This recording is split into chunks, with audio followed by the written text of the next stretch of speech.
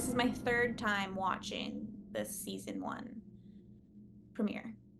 Okay. Uh, and it's just rewatching it, knowing what happens in season two, and also recording this podcast. I just like went in with it with a different kind of view. And so yeah, you're so right. I like picked on up I picked up on certain things. So I'm excited to talk about them.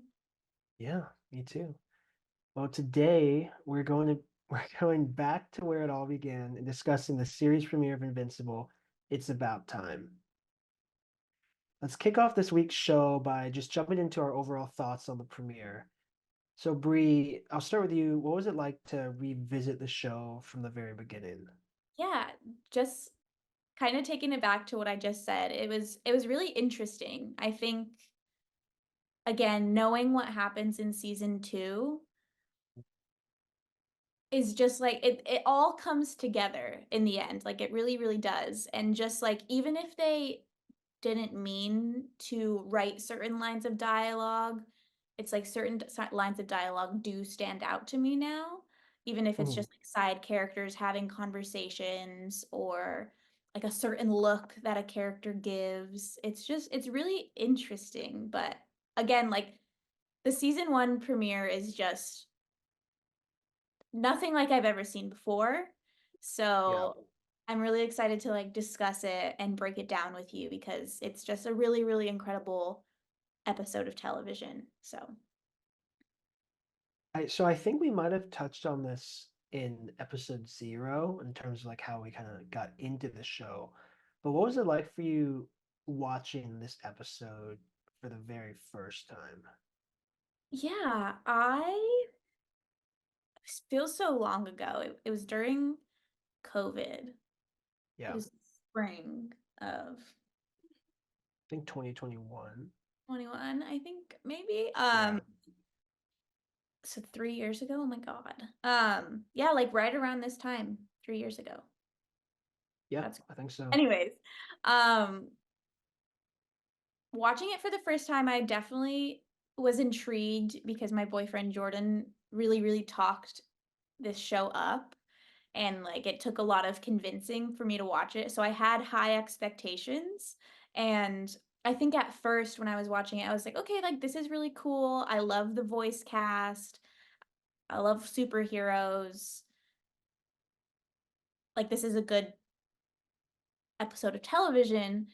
But Right, then we get to the right. post-credit scene where everything happens. And that's when I realized like this was a different kind of TV show. And I was super intrigued, despite like how gory and disturbing it was. I think that is a reason why I was so intrigued as to like what comes next. And like also Mhm. knowing that like Mark and Debbie have no idea who Omni-Man truly is and just like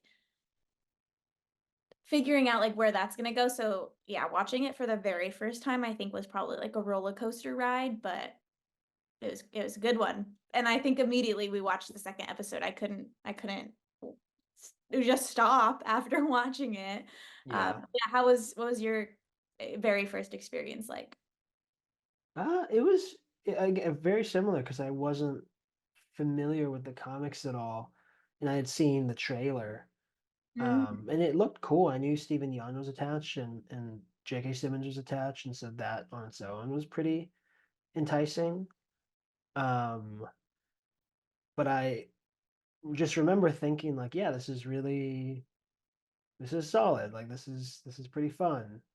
Um, and then like the post credit scene, which is like decently long, maybe Yeah. like 10 minutes, maybe the longest like post credit scene in the show so far.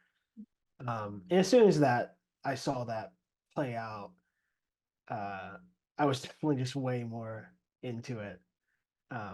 Just a really great cliffhanger and a really great hook for the show. Um, Yeah. yeah, so it Um, grabbed what me pretty quickly. what was in the trailer that you saw? For season 1, Yeah, like, because you said you saw the trailer. I don't think I ever saw a trailer for it, so I, like, am Yeah. curious I what mean, they put it's I in. probably haven't seen it since like, over 3 years ago Yeah, that's since, so fair. but I feel like the trailer is fairly reserved in regards to what it reveals. Like I Mhm. think a lot of it is probably clips from like maybe just episode one or episode two. I don't remember it being like super violent.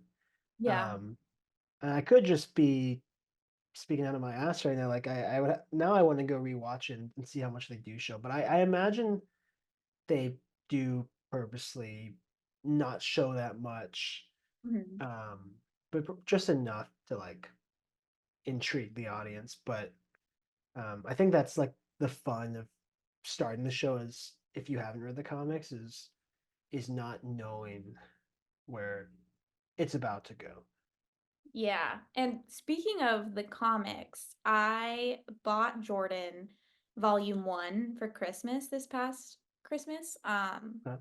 and so after I finished rewatching episode 1, I was like, "Okay, I'm just gonna flip through this and see, like, what it covers," because I knew it wasn't gonna spoil anything for me because I knew it only covered, like, some of season 1, and I was looking for the fight scene, the big Right. fight scene, and I could not find it anywhere. I was like, "What?" Like, because I thought it was gonna happen, like, in the beginning of the comic book, but once I, like, looked a little closer, it happens at the very end of the book, like, the last 3 pages, and Right.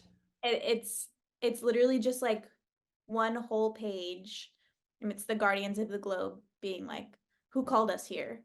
Like, "You didn't call us here. Who called us here?" Like, all the text bubbles.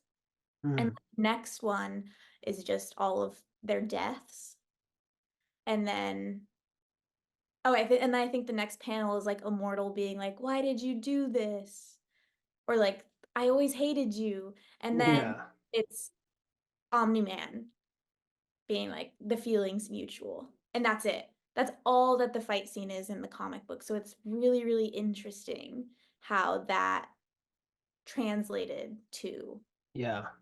series. I think they did it in a really incredible way for the TV series. I think if they did it, like, page to page or page to screen, I think the audience would be less intrigued, but I think the way they played it out in the TV show is a really good job.